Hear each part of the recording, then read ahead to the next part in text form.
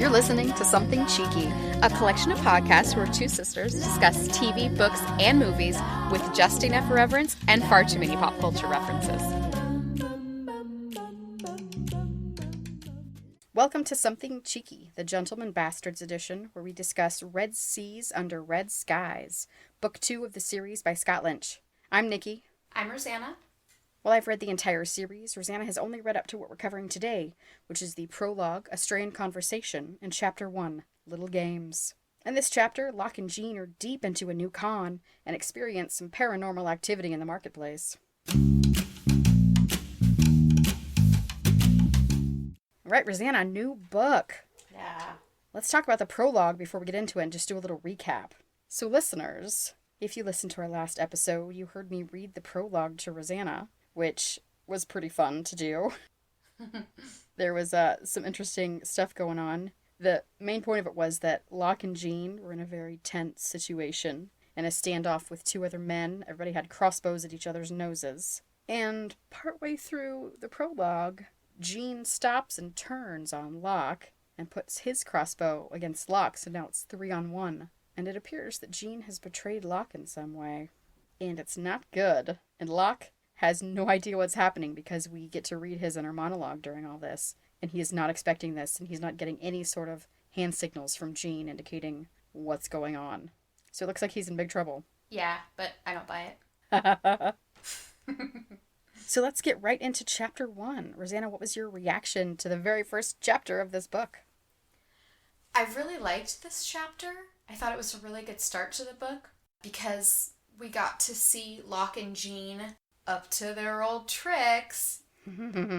We see that they've been, working a job, which, I love to see that because they're good at that. And I don't know what their ultimate goal is. I don't think it's just to come up with a bunch of money again, but it seems like they're doing that anyway. But then the chapter went a little dark. Yeah. And a little creepy and kind of disturbing there at the end.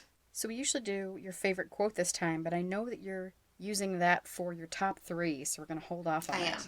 All right, let's get into the action then. It starts out with Locke and Jean in some sort of gambling den in Tal Verrar, this new location, and they're playing a card game called Carousel Hazard, which is a game that has, it looks like just 2 pairs of players that are playing together. And the gist of the game is, I guess like any card game, I'm assuming, try to get pairs and triples and runs and all that stuff. The best hand. Yeah, the best hand. The twist to this game is that whoever loses the hand, the carousel spins, and both people on that side of the table get 2 little vials with alcohol. Sometimes it's just a nice little liqueur. Sometimes it's incredibly potent. The point of the game is to keep playing until one pair is so drunk that they can't play anymore. I've never seen a game like this. It sounds hilarious to watch. It's sort of like, this is like the Game of Thrones. You win or you pass out. It's the weirdest way to end a game I've ever heard of. It sounds really funny to watch, though. Just people sure. getting more and more drunk. I would also worry, though, about, alcohol poisoning. That's a lot of alcohol. It is. But it's not like they're binging. It's in very small doses, spread out. It seems like the bigger you are, the more advantage you'd have. Oh, yeah. Because it would take you longer to get drunk. But I can just imagine somebody trying to play a card game where you have to think, you need some sort of strategy. I mean, I'm not even very good at playing cards sober. Mm-hmm. After a few of these vials, I would be dropping cards all over the place. I would have 0 poker face at all. I would think I was whispering to my partner, but it would come out as just like a full-on screech. So I would not be able to play this game. It's funny because Locke is at such an advantage and disadvantage in this game. The advantage because he's so smart and strategic, but a disadvantage because you can knock him over with a feather. So he is going to get drunk so quickly. And there's no way to cheat. You No. can't not drink what they've given you. Yeah, I keep wondering if there's some way to... There's no way. Well, and I kept thinking, too, that there must be some way because eventually they win. Mm-hmm. And until we learn how they actually did win, I was like, right. There must be a way to cheat. And really, technically, they didn't cheat at the game. That's true. So there really isn't a way to cheat. I mean, they're definitely cheaters, but they didn't cheat at the game. It's nice that both teams were pretty evenly matched as far as having one larger person who probably, in most circumstances, would be able to hold their liquor better. Yeah. Of course, that's who lost on the other team. We'll get to that. That was not her fault. Yeah. Also, all this made me think of was the Sansa twins and how I think they would probably be amazing at this game. Yes. 1, because they're so good at cards, and 2, because they probably have very high tolerance for alcohol. I know that they've said in the rules that it's okay to talk to your partner, but they wouldn't probably even need to audibly talk about what they had going on. They would be so sort of fluid as one person. Probably would be very hard to play against them. Well, we said before they're basically interchangeable in the book. So yeah, they are of one mind. Yeah. It would have been fun to see them play. We get a little background about Tal Verrar and what it looks like as the boys are fantastically losing this game. So Tal Verrar is a group of islands. They're composed completely of black elderglass, which sounds beautiful. It reminds me of, we just watched the season premiere of Game of Thrones, and there's the Dragonglass Mountain. Yeah. And I can't help but think Dragonglass, Elderglass. Oh. You know, that they could be similar looking. It wouldn't surprise me if Elderglass was somehow related to dragons, or if they found a dragon in the tunnels below the islands that are there. I would totally love if a dragon popped up in this story, as we know from in the first book, when I thought... Ventress. You thought Ventress was a pygmy dragon. In the first book, yes, I thought Ventress could be a pygmy dragon before I realized she was a scorpion hawk. So anytime a dragon wants to pop up in the story, I'm game. I wonder if there's any chance that the Eldren were dragons. Probably not. I don't think so. And maybe they make this glass with the fire so hot that only dragonfire can make the glass. All right, here's the thing, though. Like, the buildings that they've made that the people are living in are people size. So are they really pygmy dragons? I think that more likely is that the Eldren had dragons and used their flames.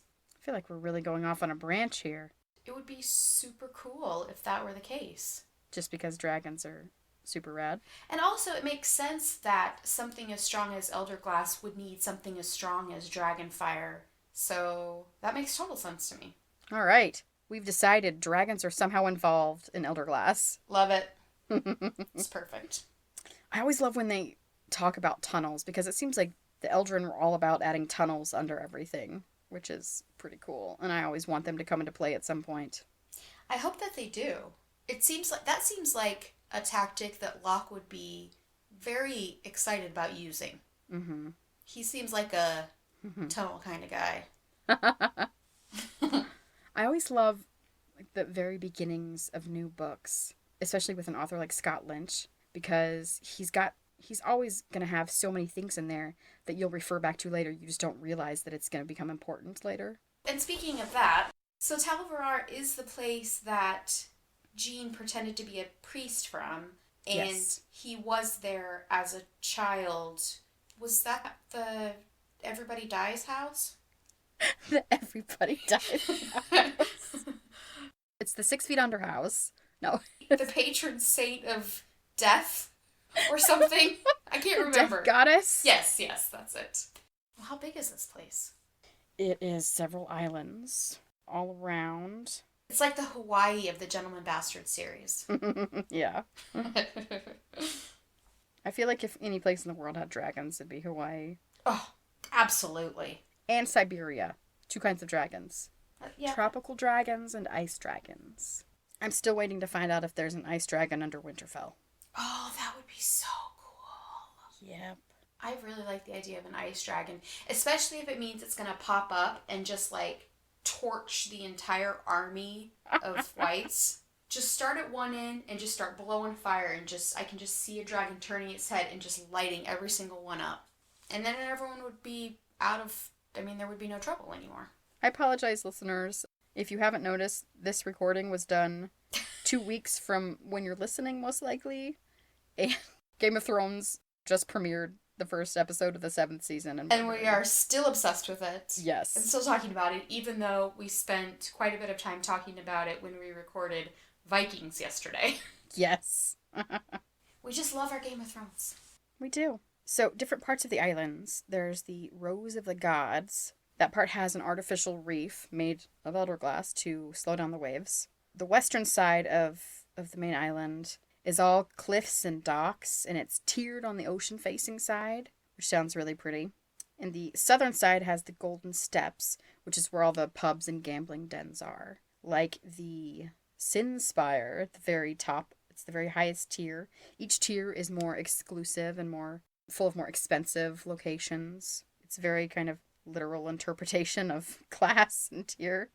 It even has a high-class dueling area, which I got a kick out of, which we see later. So the Sin Spire, and all I'm thinking, of course, is the Dark Tower, because of the movie coming out very soon, or, the book by Stephen King. I haven't read it. I haven't read it either, but our parents had a game called the Dark Tower when we were kids. Do you remember that?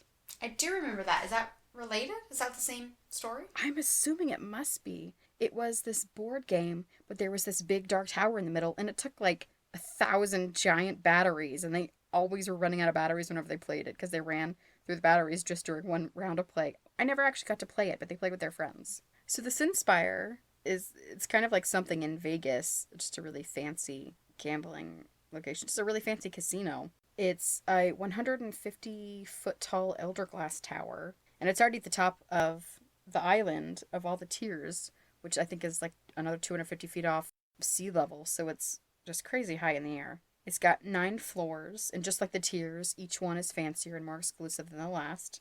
I was wondering, this made me think about all the Elderglass towers, and since we don't know if the Eldren were around at the same time as people, though it seems like they likely were because everything seems built for humans. Unless, like one of the theories that you had, the Eldren were human, but they had magic these people have lost. I wonder when the Eldren left or when they disappeared, how did people decide who got the towers? There must have been. I'd love to hear the story on the fights for the towers and the squatters. But imagine being a squatter between the time the Eldren left and there was an empire that took over and took possession of the towers. Wouldn't that be crazy? Yeah, it's really easy to imagine that that's exactly what happened.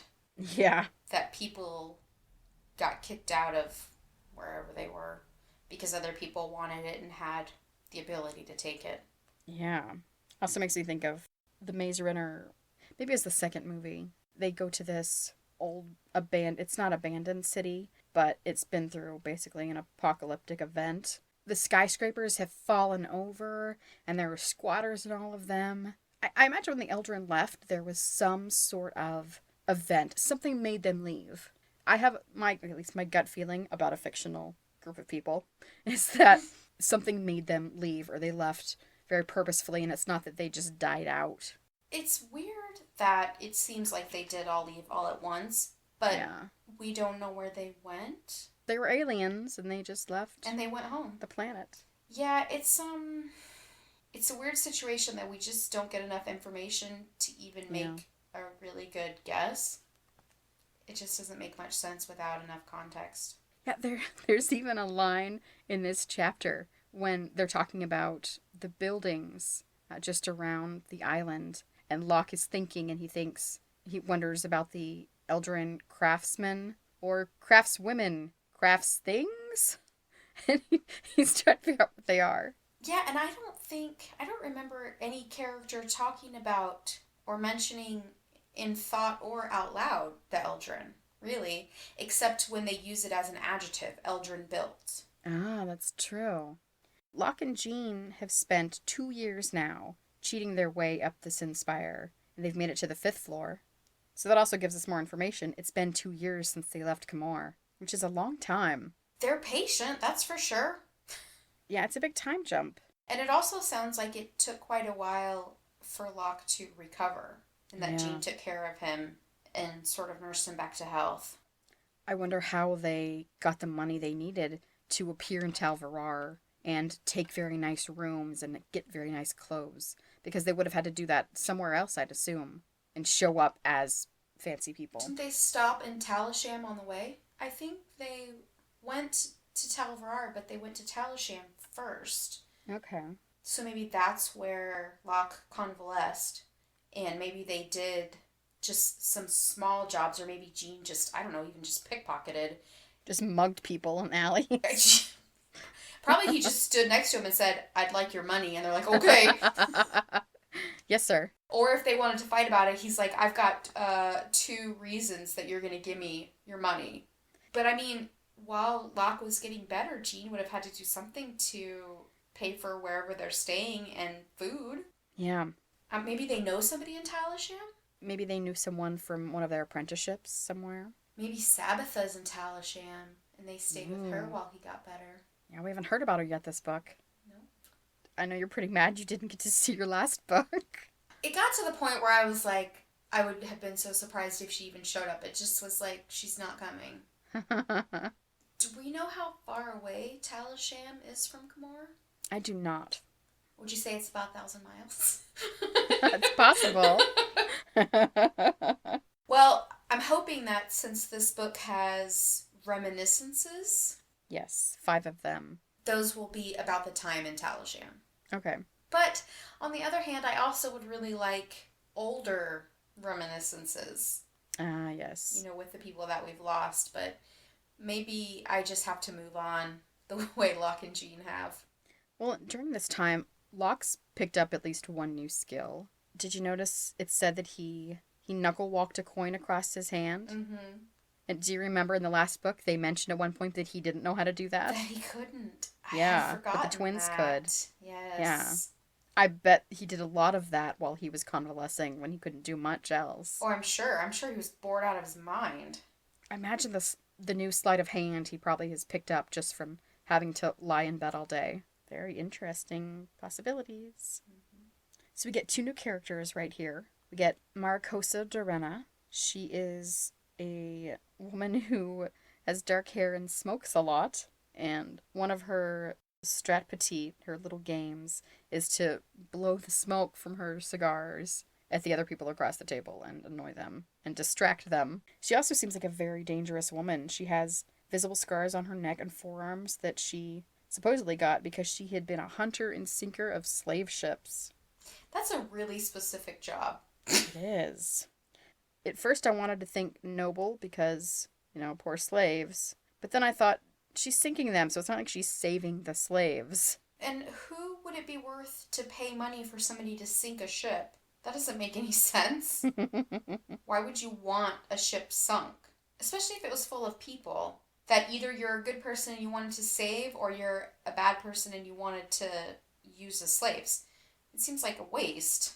Could be government kind of job if slavery is illegal and they don't want slaves to come in.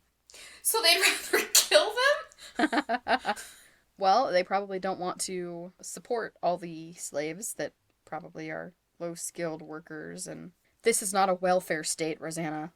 Well, it should be. Well, and also, if some rival city-state is getting a bunch of slaves, that's free labor for them. It's going to benefit them. So if you don't want them to have that, you might sink the ship if it's on the way to them. Our second new character is Mila Corvalor. She is a very large woman, almost Jean's size, they say. Very attractive and obviously intelligent. And her little game is to eat chocolate-covered cherries, little powdered cherries, and lick her fingers, which we find out later is to her detriment. And so even these cigars and the cherries have to be provided by the house to avoid any possibility of cheating.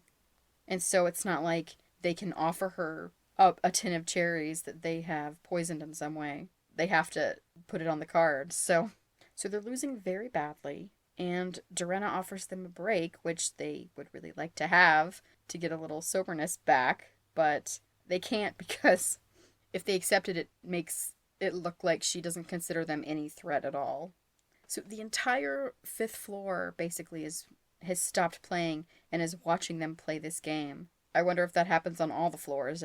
I wonder if every floor has the same sets of games. I'd also like to know how they did on the other floors, if they played the same game or if they had to find what they did to win to make it to the 5th floor in the first place? That would be very interesting to find out.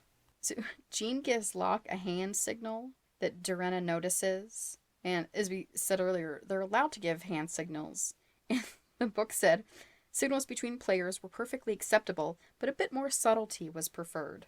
They don't say it in the book, but I imagine that they very purposefully gave a signal so she would see and think that they were even less competent.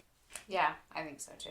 At this point, Locke looks up and notices that Requin, who is the master of the Sinspire, and I'm not sure if that just means he's kind of like the CEO or if he owns it, or exactly what master means in this case, but he's watching them play this game. So they have caught his attention, which is definitely what they wanted, and it seems like it'll give them a chance to play on a higher floor, which is great. They're 18 hands in, and they've lost most of them, so they are getting pretty drunk. They haven't lost all of them, but still, a lot. I think they said Corvalor had 6 drinks, so they had only won, they'd lost 12 of these hands, which means 12 shots. That is a lot of alcohol. Yeah, that is a lot. Even for Jean. They're just getting terrible cards, at least Locke is. They're just so bad, and no matter what he does, he can't seem to get better cards. And so even though they're supposed to be losing, they're really being helped by Lady Luck not being on their side at this point. And so suddenly, Corvalor collapses. She just, 1 second she's talking, and then she just falls over drunk with her head on the cards. Though she does say a couple of things. She's slurring and talking a little bit. Yeah, but she's saying something strange. Like, almost like she knows that she shouldn't be this drunk. Oh, she says, oh, Mara, this is the oddest. Yeah. And then she slumps forward. I mean, that sounds like a roofie kind of thing. Yeah. And it's like she realizes that. Mm-hmm. But it's too far for her to be able to say, this is unusual. Well, I bet she's going to be mad when she wakes up. Mm-hmm. Yeah, she just keeps talking. She says, very odd, oddest. And then, there are cards. Look out, Mara. So many cards. On table. Blemble na laka. And then she was out cold. Oh, poor thing. So the boys get the money that was on the table, which is a lot of money. And they leave a whole bunch for the dealer, too. And he's very happy. I wonder if some of that's to garner favor among the workers there. I don't think it's a bad idea for them to like you. I agree. But I always wonder if that's something that we're going to need later, or... I think you probably never know. So... Well, they'll probably get back to Requin that they are generous tippers. Yeah. And another new character, Celendry. She is Requin's major domo. Half of her face has been burned, which is an interesting look. It seems like these are some tough women here at the Sinspire. Did you think of Dr. Poison from Wonder Woman when you heard this woman described? I didn't. I thought of Tommy Lee Jones's Two-Face in Batman and Robin. I'm sorry that's what you thought of. I know. With the crazy suit that's half and half. So it turns out that they had been dusting a narcotic powder on the cards. And since Corvalor kept licking her fingers, she was ingesting it. And eventually, it knocked her out.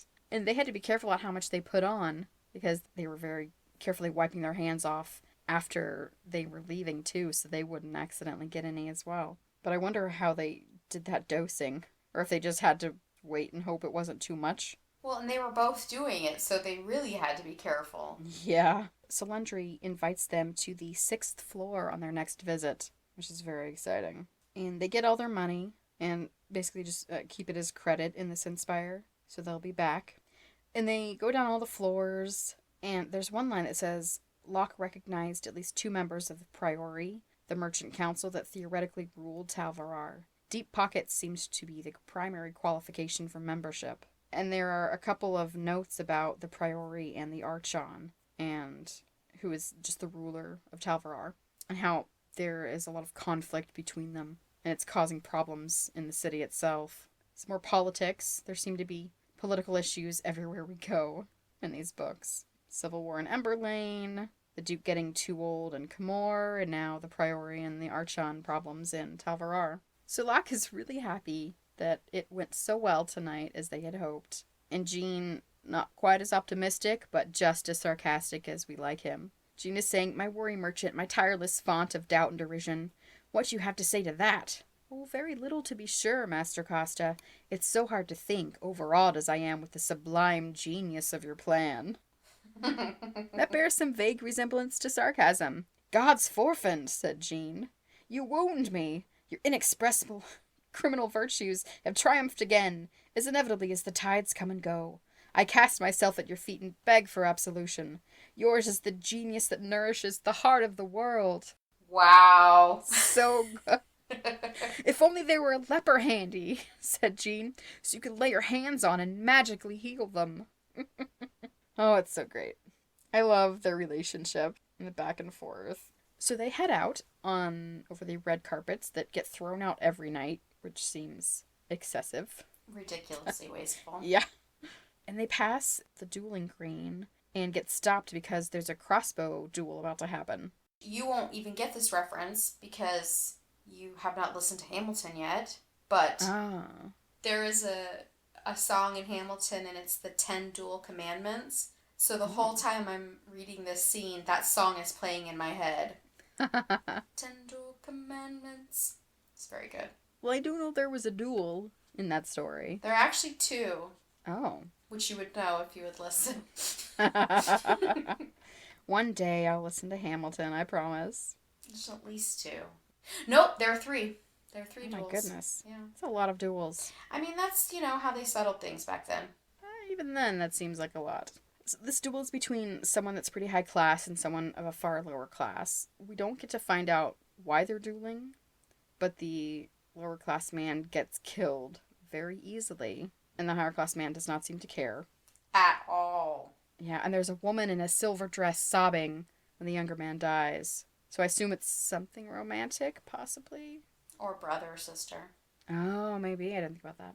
So Locke is pretty disgusted when the young man loses, and everybody seems so cavalier about it. And he forgets himself for a moment because he's so drunk and also angry, and mentions Sparalandro. And a young woman overhears him and says, well, a crossbow is a better and quicker death than a blade. And of course, Locke knows all about that, the truth of that statement. He knows all about all different kinds of ways of being injured. He does. So we head down to another part of the island, the Great Gallery, that has an Elderglass ceiling up on columns. And it's about 1,000 yards long. It's pretty massive. I'm just imagining the way that must push down on the island, which I'm assuming the Elderglass goes all the way down to the bedrock at the bottom of the sea there? To or the what? center of the earth. It sprouts from the molten core of the planet. That's right. Mm-hmm. Maybe that's where the Eldren went, back to the center of the earth. Gentlemen bastards are walking through the great market at nighttime, getting offered all sorts of things, including shark's eyes. And the fruit merchant offers them the Sophia orange of Camor, and we know all about that. Yes, we do. Apparently she has managed to make her famous orange that creates its own liquor grow pretty well and market it everywhere. Yeah, in 2 years, which is pretty quick, I would say. Yeah. Well, you have to imagine it would have caught on pretty quickly. So I'm guessing they have made all their money back with a product like that. So at this point, Locke thinks he hears one of them say his name. Jean doesn't hear. He's eating an entire pear, including the middle of it, because he's gross. The part that kills rats, according to Locke from the last book. And so Locke thinks he's just hearing things for a second, but it startles him, as you would expect. And then they meet a merchant selling scorpions, and we find out that people use the scorpions kind of like a drug. It stings them and it hurts at first, but then it's kind of a numbing feeling, like many drugs are. And then we get another comment, this time about a scorpion hawk. And Jean hears it this time, and that's when they start to freak out, as you would expect. They're ready to get their weapons out on a moment's notice. Now, 3 people who have said Locke's name have surrounded them, including a little girl. They mentioned the falconer, and it's another bonds mage somewhere. We don't see where they are. I don't know how close they would have to be to make this happen, but they want revenge for the falconer. Locke is mad because he says, he helped murder my friends. He deserves what he got. We didn't kill him. We followed your rules. So there shouldn't be any problem. But the Bonds Mage says through his proxies that they're going to follow and watch and wait. And that's one of the punishments, is Locke being uncertain about when they're going to show back up. And it's all super creepy. It made me think of, have you seen the movie Fallen? Yes.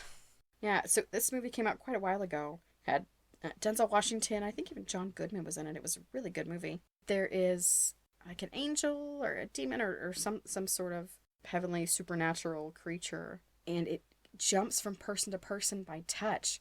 And so Denzel Washington is walking on the street, and someone says something to him out of the crowd. It's actually a song. He hears the That's song right. jump from one person to another. Time is on my side. That's right. They're singing Time is on my side, and somebody else brushes that person. They immediately take over the song, and then somebody else brushes them. Here's why I remember that so well. I had forgotten about this. I took drama classes in high school, and we decided to do this kind of performance art piece. And this was after the movie had come out, but probably not too long, so people knew about it. And so we scattered ourselves around the courtyard in high school. This is in the town where you still are, Rosanna. Everybody in the class kind of got in different parts of the courtyard. And when the bell rang for class, one of us started walking through the group of people and singing the song. And then we brushed against somebody else. And we did the whole song. Yeah. And it was really creepy, and we recreated it. It was really fun to do. But everyone was like, we have no idea what the hell's going on. Because apparently not enough people had seen the movie. It's a very unsettling scene. It really is. I like it a lot. Yeah. I need to go watch that movie again. I love that movie.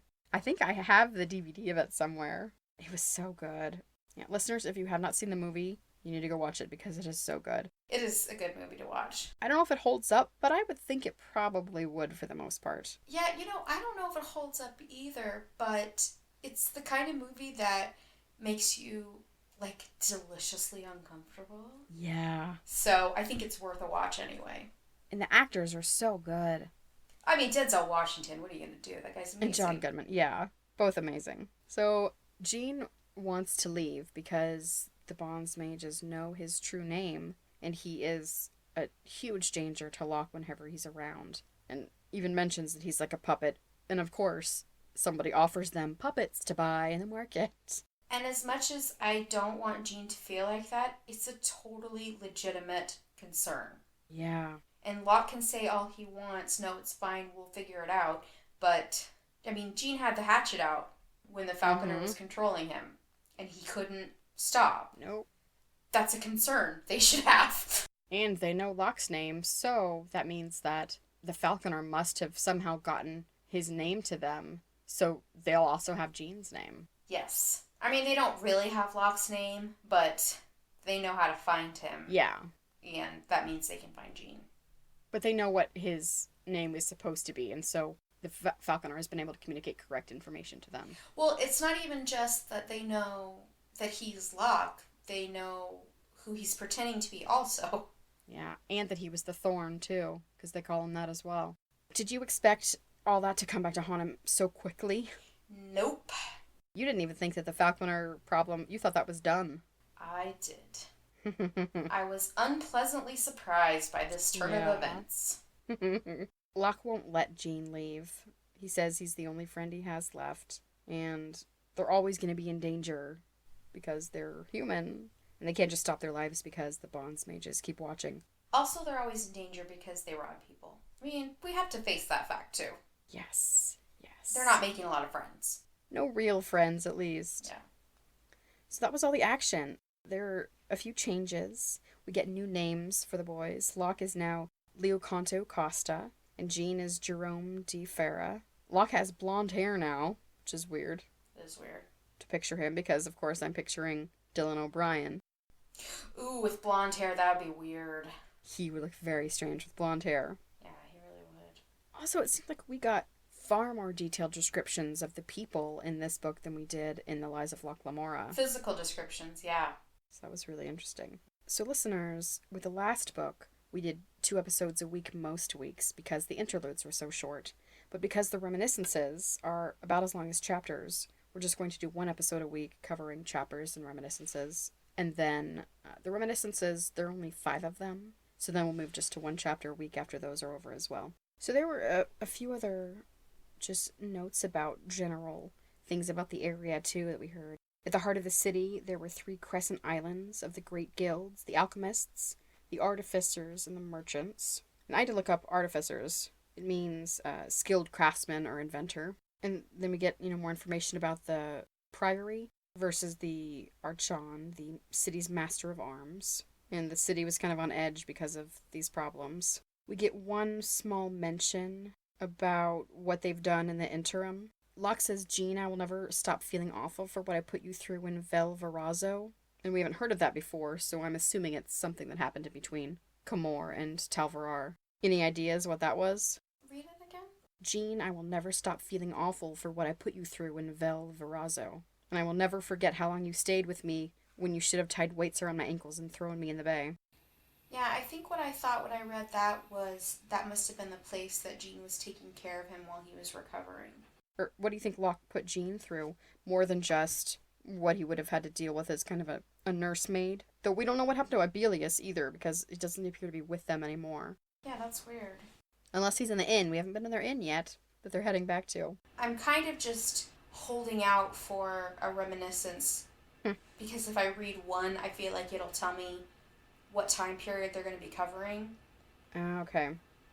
And I feel like it's likely that it's going to be this 2-year period. So it's hard to make a guess until I at least get a little bit of that. Would you like to hear the name of the first reminiscence that we're covering next week? Yeah, definitely. First reminiscence is called The Kappa of Vel Verrazzo. Hey, it is a place! All right. So it sounds like you may find something out. Yeah. So also what we don't know is when exactly the prologue took place. Is it something that happened before the events in Chapter 1? Is it something we haven't gotten to yet?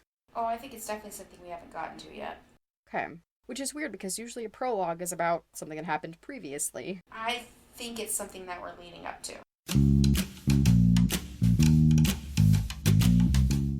All right, Rosanna, what is your top 3 category for this chapter?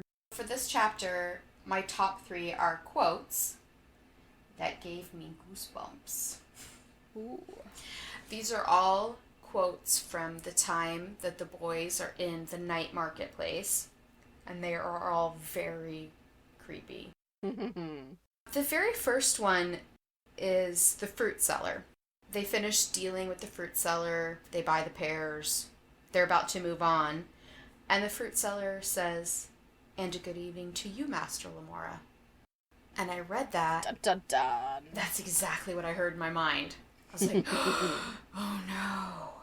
What did you think at that moment? Well, I knew that Locke hadn't misheard. I mean, I knew it wasn't going to be that. I was like, well, somebody's found him out, but it did not occur to me at that moment that it was going to be related to the Bondsmages. We get to the end of the book, and this is all just Locke's fever dream when he's convalescing. I might actually be okay with that, just because, as usual, I'm very worried about Locke. And Jean. Yeah. The second line, it just got creepier and creepier as this went on. The little girl. Yeah. What is it about children saying scary stuff that makes it 10 times scarier? It's because they shouldn't be. It's so discordant with who they are. She says, "Master Lamora, the falconer of Carthage sends his regards." And when I read that, I was like, no, he can't send anything. He has no tongue or fingers. So you need to just go back home, little girl, and shut your pie hole, because... Go back to the hotel from The Shining with your little twin. Exactly. Stop scaring grown men. Yeah. And then, further in, the same little girl says, "You are always in our reach. You are always in our sight." Which is very ominous. And for me, since it was more than one person giving them these messages, I assumed it was more than one Bondsmage Oh, okay. controlling them. I thought it was like one Bondsmage controlling one puppet person. So I thought maybe it was a group. Puppet person. So I don't know if the Falconer was just like a really big deal in Carthage, or if they really are like this for every single one of each other. They might be. Because this seems like a big endeavor. To track him down, to creep him out, to haggle about pears. No, I don't know.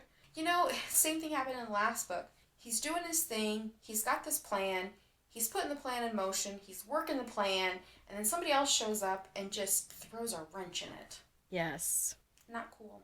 Also, I agree with Locke that it's not fair for them to come for revenge for the Falconer. Right. That's...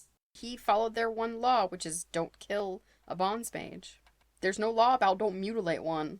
And also, he was well within his rights to take revenge for the murder of 3 people.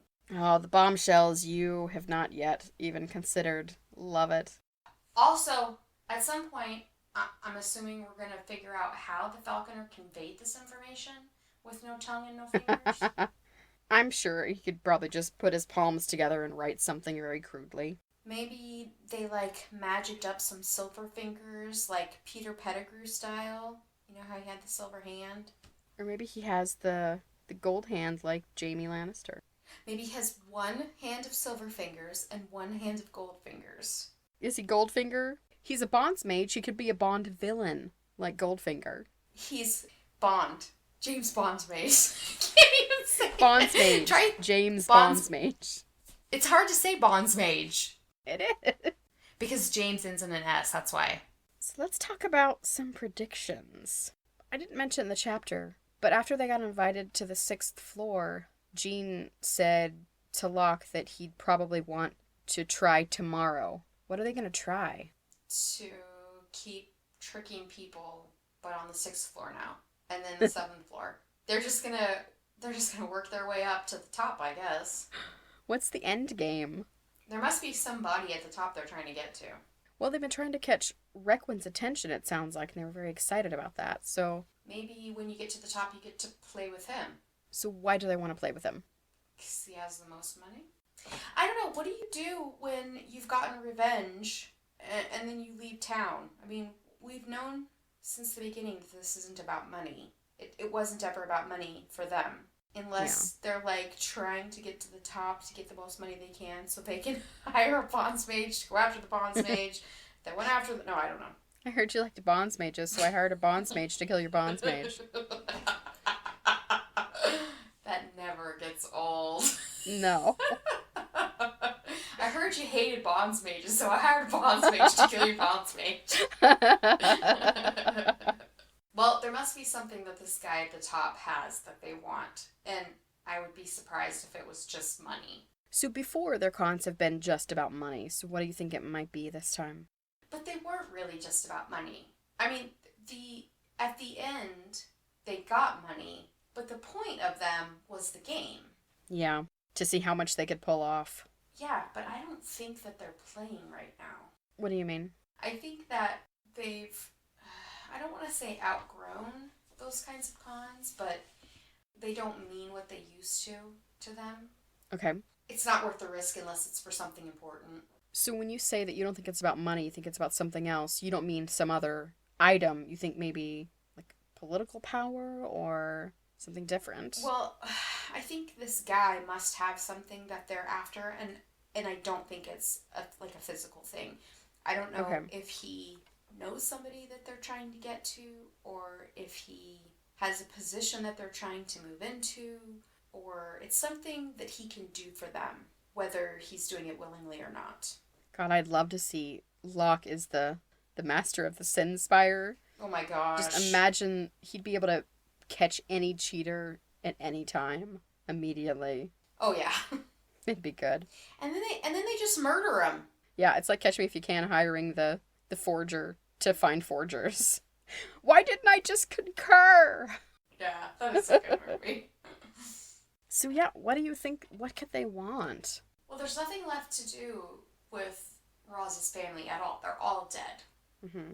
So it can't be that.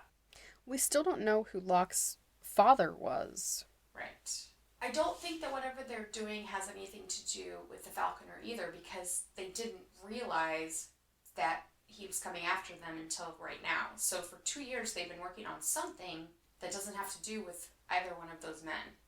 I mean, is it a completely new... I mean, it has to be. It has to be a completely new thing. Mm. Unless something happened in Talisham, or what's the name of the place in Reminiscence? Velvarazzo. Maybe they got some information there while Locke was convalescing that led them in this direction. Ooh. I still feel really lost about them losing the 3 other guys and not knowing what they were supposed to do next. So I don't know how they decided what to do next. It's not like they were like, well, we'll probably just go, steal enough money to buy some farmland and live out our days with goats and cows. I just can't imagine that that's it. They would go crazy. Right. And try to do that. Yeah. They're done with the revenge of this particular group, and they're not going to go settle down and get married and buy a farm. I'm not sure what's in the middle there. Very mysterious. Yeah, I need more information, as usual. And I'll probably have gotten 2 answers and 17 more questions when I'm finished with the next section of reading. Now it's time for Cheek of the Week, where we talk about something awesome that we want to share with you. So this week, Rosanna's cheek for our Vikings podcast was about the TV show Game of Thrones. Woo-hoo. My cheek this week is related. I really like Game of Thrones. I've watched all the seasons. I've read A Song of Ice and Fire books. I've always felt a special affinity for Daenerys Targaryen and the Targaryen clan, even though they're insane. Mostly all of them, really. I'm not quite sure why I like them so much, but I really like her. Like, certifiably insane. Yeah. I always really liked Dany and Arya. We met them both when they were so young. Especially if you read the books. Listeners, if you haven't read the books, we meet Dany. She marries Khal Drogo when she's 13 years old. And then, it goes on from there. But yeah, they were both incredibly young. And they've both grown into such amazing women at this point. And so I always really liked them. But Dany usually won out because of the dragons. Because I really like dragons. And so I have these vinyl decals that I've purchased of the Targaryen Fire and Blood sigil. It's a dragon with 3 heads. And it's just this vinyl decal you can put on different stuff. You can put on your car. I have, at this point, purchased like 3 different ones. I have one that is on my travel mug that wraps around that I have on that. I have one on the back of my laptop, and I just stick them everywhere because I like them, and they're just these nice red decals, and they're just a few bucks on Amazon. You can get them in different colors. I got them in red, of course. Come on. And as they've, gotten really old over the years, I've just replaced them and gotten the same thing over and over again. So I have these Fire and Blood dragon decals on different things, and it makes me feel excited because I get to show off some of my fandom with something that not everyone has, and it's always fun. I think one of the most fun things about that kind of stuff is that it just looks pretty, but sometimes people recognize it. And then you have kind of your little secret, oh, we both know this thing that it is. Because not everybody recognizes that sigil. I go to Starbucks mornings sometimes when I work downtown, and they all know my cup very well because it has the dragons on the side. Do they call out Daenerys when your drink's ready? I really wish they did. We have a lot of fandom things in our family. Oh my gosh. When Rosanna's oldest daughter got her first car, I got her a license plate cover that said corners like a Nimbus 2000. I wear Harry Potter socks almost every day. Oh my god. All right, listeners, you can visit our website, somethingcheekypodcast.com, to find out about all of our Cheeks of the Week and get more information about them. And you can learn about our other podcasts, including the movie coverage that we've started doing. The first episode for movie coverage is on Wonder Woman. Also on our website, you can find out ways to support the show, and you can send us questions and feedback, which we would love to get. So please consider doing that. Yes, write to us. We love hearing from everybody. That's our episode. Please leave us a review on iTunes. Really helps other people find the show. And follow us on Twitter at SomeCheek, Facebook.com/SomeCheek, and Instagram at Something Cheeky Podcast. If you would like to check out our other shows, just search for Something Cheeky in your favorite podcasting app. You can also find all of them on our website. Thanks for listening. We'll see you next week. La, la, la, la, la.